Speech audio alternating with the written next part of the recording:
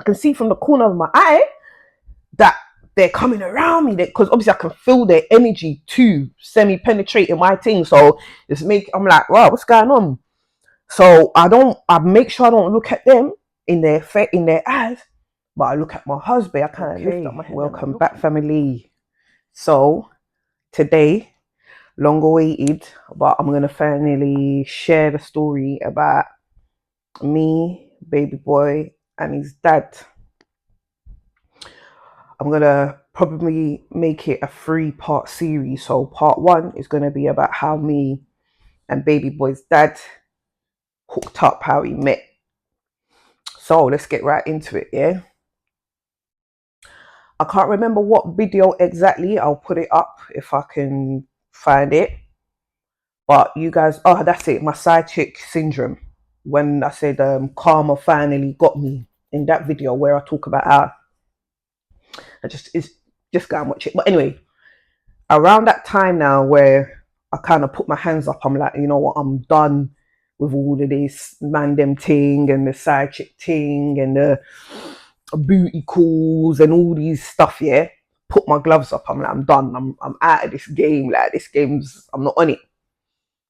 And I told you guys I had that convo where I said to myself, I'm surrendering it all, like family, marriage, children, all that. Like if it doesn't happen till I'm much older, I accept it. Because right now I'm on like a chase for it, and it's almost becoming an evil chase. It's becoming a destructive chase, even though I'm looking for something prosperous. You feel me? So I put my hands up on that and I was like, forget it. I'm done. So during that time, I met a new friend. And so me and that friend were rolling together a lot at that time. So from time to time, I would go to their yard to chill with him. And my bedroom does music, yeah? So they kind of had like, I guess he was a manager to them. Like he would help them produce beats for them, mix, master it, like act as a DJ when they were performing. So yeah, basically kind of playing that role. So my bedroom used to tell me about him, like, oh yeah, this guy, like this is how me and him work together. I was like, oh good, you get me, keep it up, do your thing. I was like, how did you meet him? And my bedroom was like, he put up an ad on Gumtree for a project saying like, yo, I've made some beat or something, but I need a rapper. So then my bedroom saw the ad, jumped on it, and then from there they kicked off their relationship and became good friends. So I was like, oh, nice, nice, nice. So there was times where I'll be at my bedroom's yard and I will hear them on the phone together chatting, all of that, but hadn't met him. So one time my bedroom, it was their birthday, and they said, look, we're going to hit the club on my birthday, this date, that time. There's an event happening, let's be there.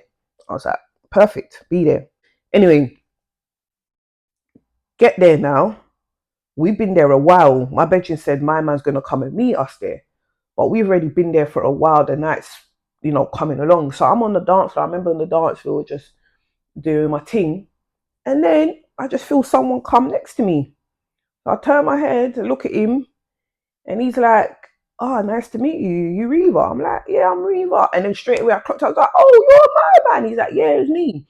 Because obviously we had our mutual friend, because I'm rolling with them all the time. So he's always hearing my name. And then obviously because he works closely with them, I'm always hearing his name. So we're always hearing about each other, but we've just never seen each other's face. So it was sort of like, hey, you get me, like putting a face to the name, innit? So that was nice. At the time, I didn't think anything of it. I was just like, oh, you know, get me, nice to finally meet you. But now when I look back, it was a warm greeting. Like we were proper, like, yo, like, I see your face now. Okay, is this you? Yeah. But anyway, then the night continued on. So after that, from time to time, we would like see each other because our bedroom would have like performances around London, whatever. So obviously I'll roll with them. He'll come do the DJing thing. So a few times I'll bump into him and we rolling. And then one time, our mutual friend, our bedroom was like, "Yo, I got this gig. I believe it's was it Glasgow or Edinburgh? I think it was Glasgow. I got this gig in Glasgow. Let's roll." I was like, "Perfect. I'll be there." So my bedroom said, look, because it's a long, because they wanted to drive. Because it's a long drive, let's all stay at my yard, their yard, the night before.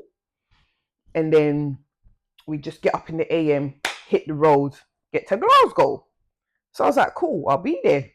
And also, yeah, my man was going to stay the night too. And my bedroom's man driving, yeah? So it's going to be 4 of us. So I'm all set to come to my bedroom's place, yeah? Then I get a call from Italiano. If you don't know about Italiano, go and watch part 10, 10 Ways I Ruined My Life. That's all I'm going to say. Go and watch that. And then come back. So Italiano's called me and he's like, yo, what are you on? Because by this time, I'm out the game completely. But, well, I can't say completely. I'm out the game. But remember, I got their numbers, you get me, directly, and they got mine.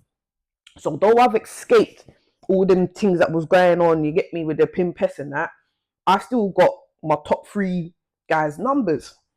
So if I'm looking to make some peas, I can throw a text, or they want to hit me up, they throw a text, you get me, it's like that. So Italianos hit me up like, oh, darling, what you saying? What you doing? And I'm like, oh, in my head, I'm like, oh, I'm supposed to be going to my bedroom tonight for this thing tomorrow. But I'm like, my bedroom's place is fun, but there's no peas. Whereas this, you get me, there's peas. So I was like, nah, I've got to take this offer. So I said, yeah, don't worry. Cool. Send me the Uber, I'll come through. So I call my bedroom and I'm like, yo, I can't come tonight, but I promise you I won't let you down. I will be there tomorrow morning. It's just that I'm gonna go and see my ting. I made it sound like it's my ting, like someone I'm linking actual, you get me? So my bedroom was understanding. They were like, oh, okay, all right, yeah, go on then, do your thing. We'll see you tomorrow morning. So I was like, yeah, I'll see you tomorrow morning. So if you, like I said, if you ain't watched part 10 of 10 Ways I Ruined My Life, watch it. But if you have watched it, then you know the saga that happened. I'm not going to go into detail. I'm just going to briefly say what happened was I almost lost my life through semi-partial overdose. I almost lost my life on the kitchen floor. So that happened to me that night. So now Italiano's pumped me back to life. He slapped me. He's woken me up. I'm like, whatever. He's put me to bed. And I pass out. Set my alarm, I believe, and I've passed out. Woken up in the morning early. I'm like, boom, put me in the Uber. I got to get back. So I get back to my bedrooms. I get there. I know what I've been through. Like, I'm just trying to act normal, innit? Like, you get me? But I think my bedroom obviously wouldn't have clocked the severity of what has happened. But they did make jokes like, oh, now you're right, you're looking a bit, you get me? You must have had you get me, that one of them nights. So I just kind of giggled like, little do you know, you understand? Didn't say nothing, obviously, didn't say nothing until I shared it on my YouTube 10 Ways. And even with that, they didn't know it was that night. It's this video that they're going to know it was that night, you understand, the night before. So I remember stepping in to my bedroom yard and seeing my man, baby boy's dad. And I remember seeing him, he was looking fresh. I was like, rah! Like, I'm not saying that he weren't looking fresh before when I saw him, but I don't know if it's because we were going Glasgow, because we were stepping out. So he decided, yeah, you know, when you go and groom up yourself because you're, I suspect that he was like, I'm going to see this lady again. So I want to groom up and you get me, like, start trying to pull her in. That's how I'm seeing it. I could be wrong. Because when I say my guy, I was like, I was thinking, blood, I should have come here last night. Like, why go over there? I should have come here last night because my wife, yo. So anyway, back to the topic here. So I see him, he sees me. They make little jokes on me, you get me? Because obviously, whatever they think, I've been up to certain things, so they're laughing at me. Oh, you had a good night and that. And I'm like, whatever. Let's hit the road. Let's go. So we hit the road, we trek, get there. It was lit. Performance was lit. The event was lit. Everything was lit. I walked some hills for us to go to the event. And the event was like an afternoon festival type of thing. And I had bun the zoot like by this time I'm having 10 a.m. zoots. Like you get this, I'm at that point now, yeah. So when the event and all that's happened, I'm like, yeah, nah, I'm not gonna last in these hills. This is a joke team. So I said I'm gonna go back to the hotel and change my heels. Luckily the hotel wasn't too far. I could have booked it. So I said I'll be back, I'm gonna go. And then my man, baby boy's dad was like, yo, let me escort you there, let me take you. I was like, oh, that's nice of you. So he followed me along, got back to the hotel room, quickly changed my shoes, whatever. And then he sat down whilst I'm changing my shoe, and then we ended up talking about certain things, brief conversation, laughing about certain stuff. In fact, we've been talking since we've been walking from the hotel. The convo started. Like now, when I look back at it, the type of convos we were having, we were basically trying to sieve each other out. Like, okay, what are you on? Like, how do you feel about these type of things? Like, are you up for this? Are you up for that? Who are you? What you want? And they were basically priming, like, you get me, type of questions. So get to the hotel room now. The convo's continuing. He says something funny to me about, I can't even repeat it online, but he said something funny to me. And then I look at him, yeah. Obviously, remember, I've been kind of now starting to have my eye on him throughout the trip and everything. Because, like I said, I've been getting to meet him a little bit, so I'm getting a vibe of him now. And then I look at him, I'm like, yo, I think you might be the guy for me, you know. And then he giggles, he's like, yeah. I said, yeah, like, because, like, let me not go too much into it, but there's a certain level of balance to him. He's not too much this or he's not too much that. And with me, I'm a bit of a cocktail too. I'm a bit of a mix. So I was like, obviously, I was not expecting that. Remember, I've put my hands up. I'm done with any kind of relationship thing. I'm just boom. But I came to realize, like, yo, is the moment you let go, that's when they come to you. Like, yo, I've been in a relationship. You guys know I lost my virginity at 13. So I've been mixing with man for years. I've never come across someone like you. Like the moment I said, God, I surrender, someone like you pops up. So I was like, okay, cool. So the night goes on, we go back to the event. We're having a good time. We're vibing. Now my bedroom's teasing me. Oh, you lot were having chit chat. What did you talk about? All of that getting on to me. Blah, blah, blah. I'm like, smooth, man. It's not like that. But hey ho. The night's coming to an end and we've all gone to bed. And my bedroom and their man's in their bed. And me and my man have to share a bed.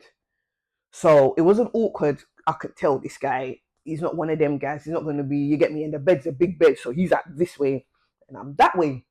So it's cool, it's easy, he's friendly, I feel comfortable, no qualms.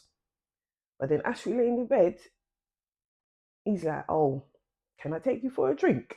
I'm like, now I'm not feeling, I'm feeling a bit shy because like my bedroom's there, you get me? They've been teasing me all day about this and now, and they can hear like, we're all in the, so I'm like,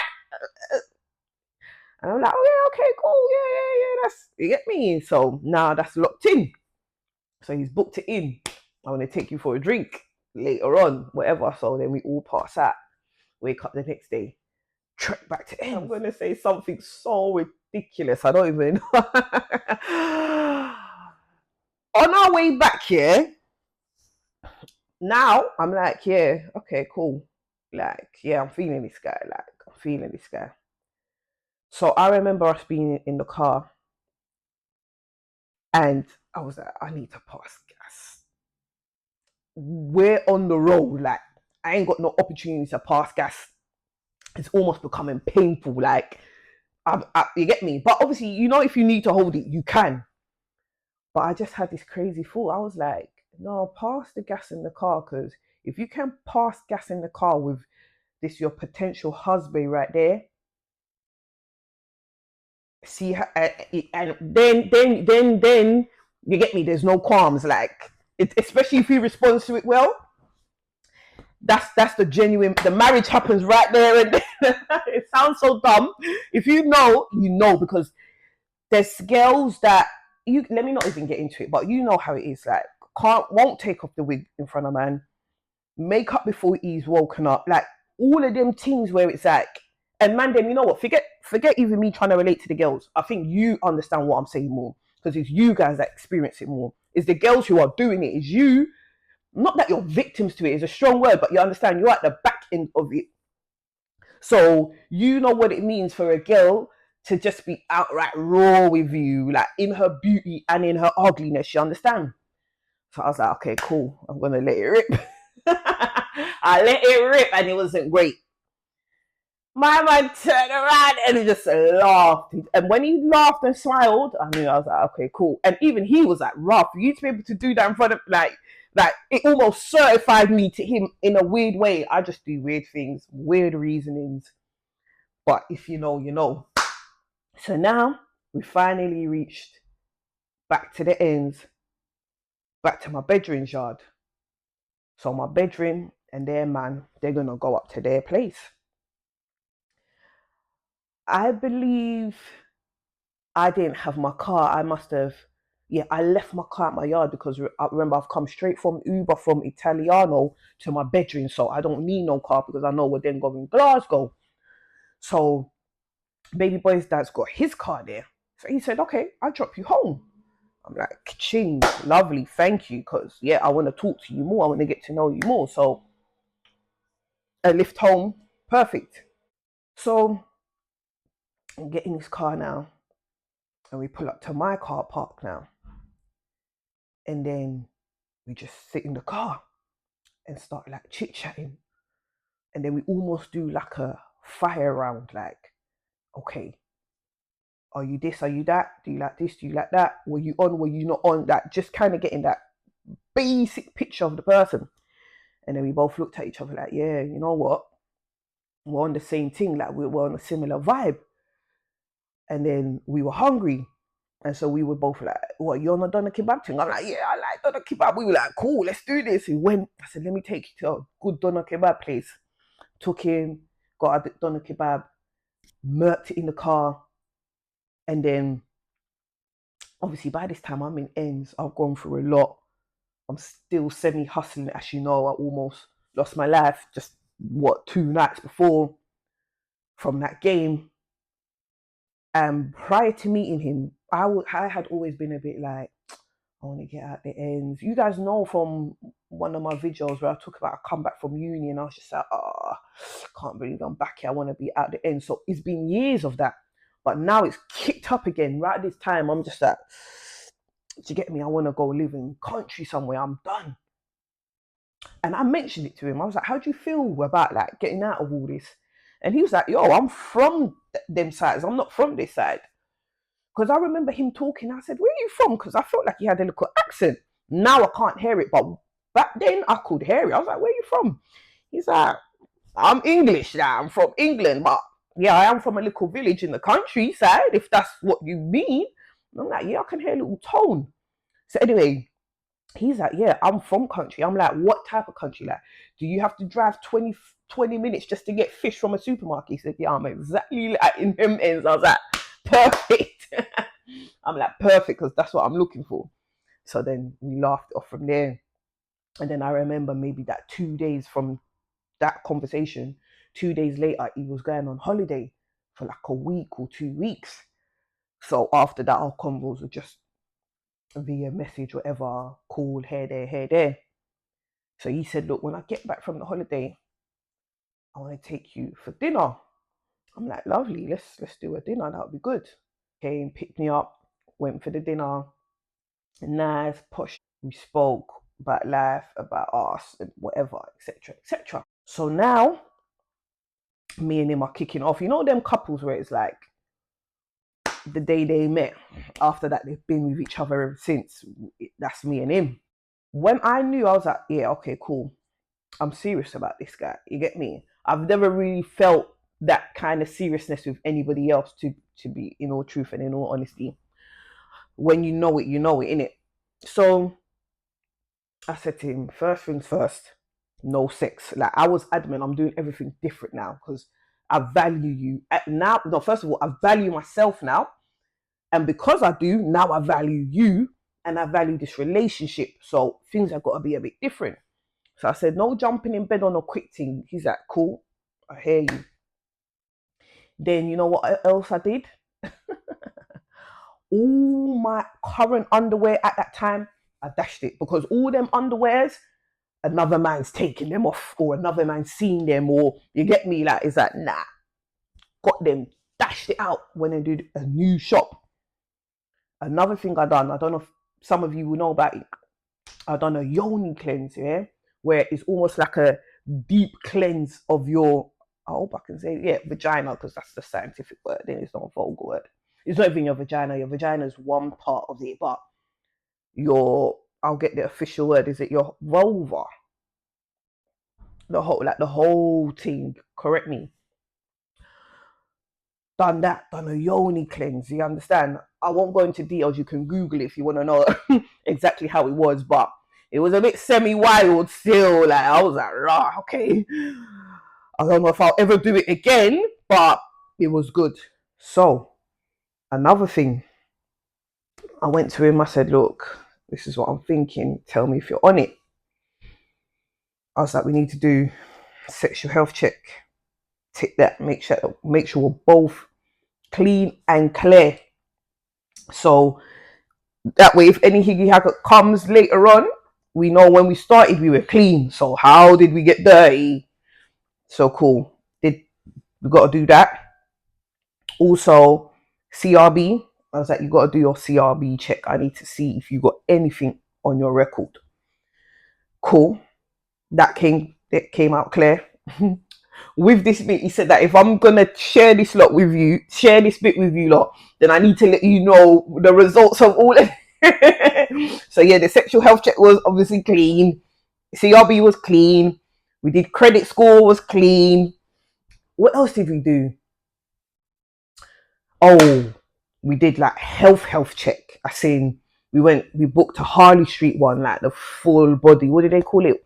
Man wellness man or something like that. That it was almost £1,000. I think something wild like that.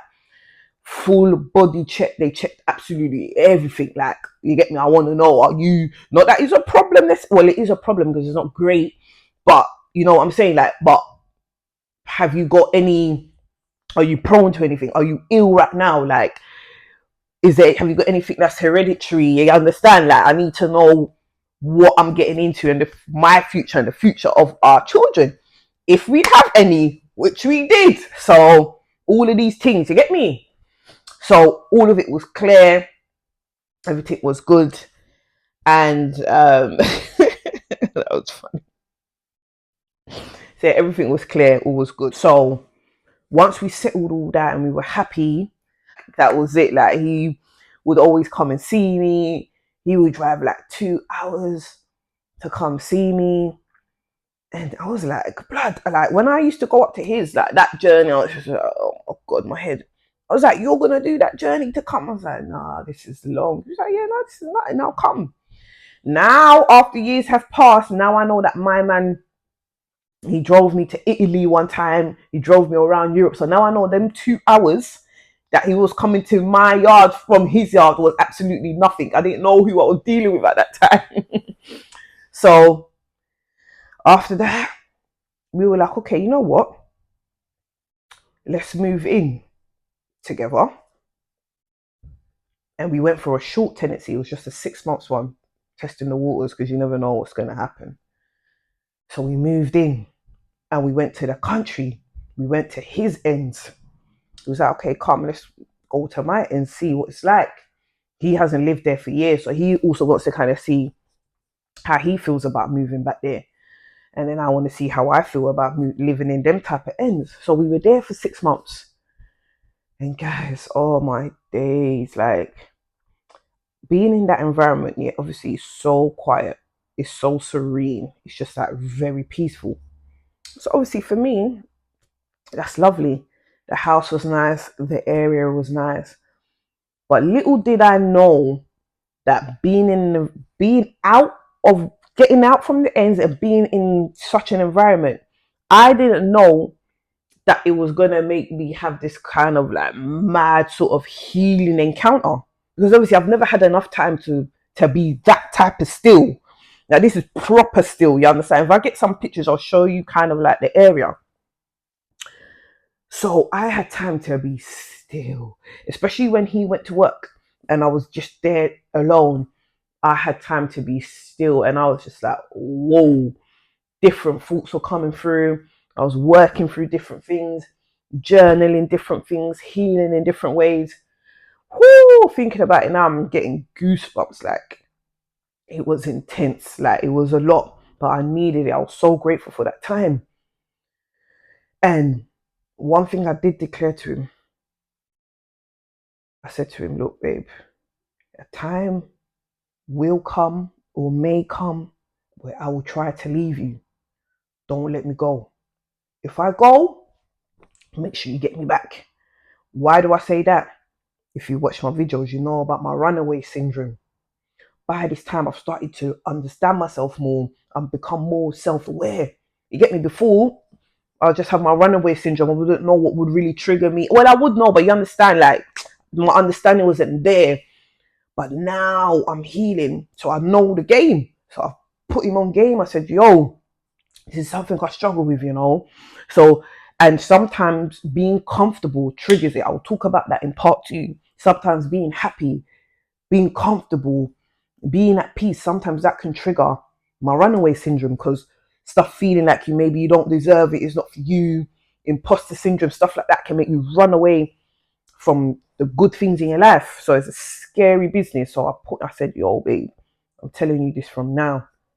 I remember telling one of my bedrooms, they went for a breakup, and I went there and I was chatting with him, and I shared with them how I shared this with, you get me, baby boy's dad from early, and they couldn't believe it. They were like, what, is that what you said to him? I'm like, yeah. It gets to a point that when you meet somebody and you know it's that real, you got to be real. There's no other way around it. It's not going to work. If you think that you get me, you're going to keep one of your masks on, forget it. Forget it. That means you don't really rate them, because that means you're prepared to kind of lie to them and break their heart, because that's all that is going to lead to later on.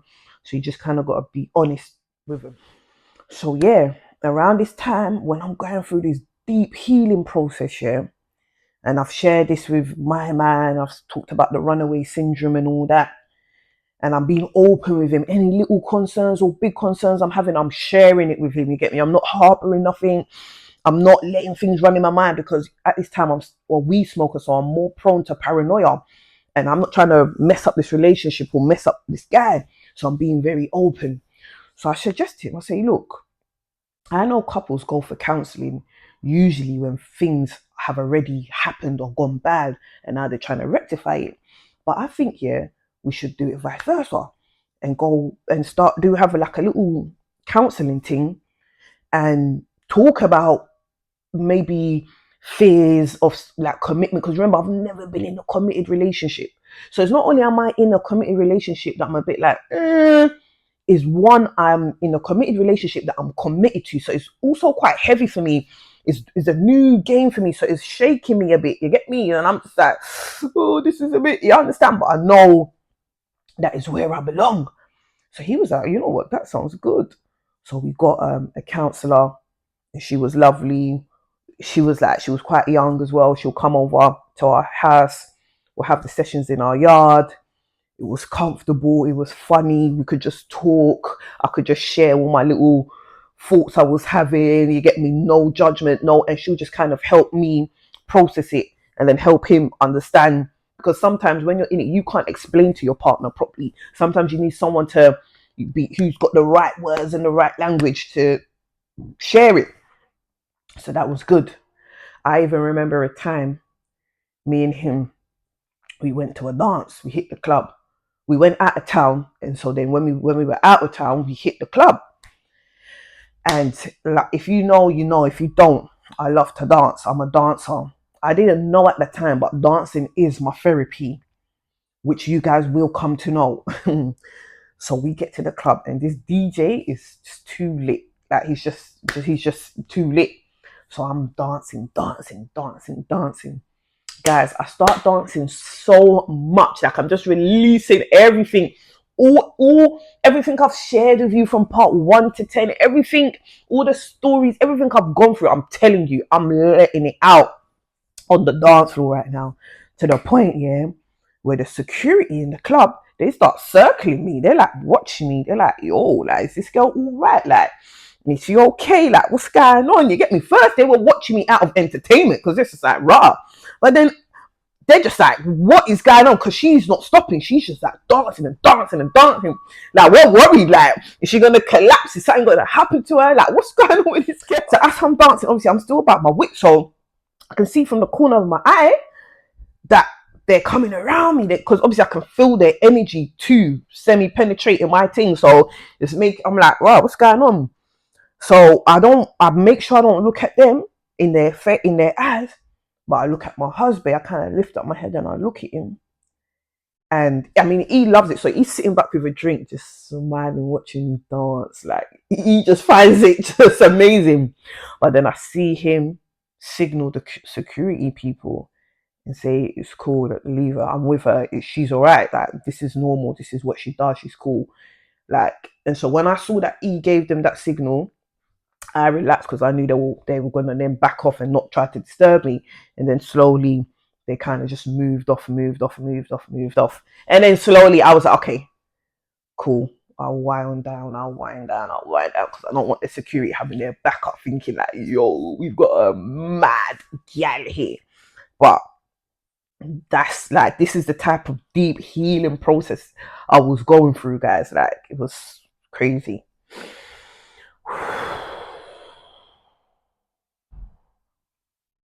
All right. And so, talking of nice things, yeah. So, like I said, this yard was beautiful. It was nice. It was big. Everything that you get me, a girl like me could dream of, to be honest.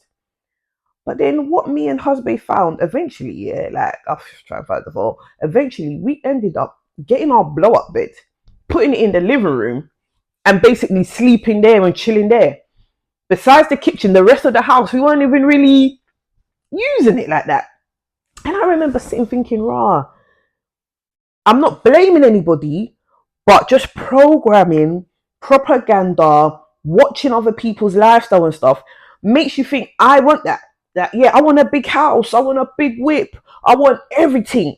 But then when you get it, you think, actually, no, I want comfortability. Like, I was comfortable just there. Like, I didn't use all the other big rooms, all of them things that people tell you get your money so you can get them. It's just that, nah, once you get it, you then start to discover truly what you want.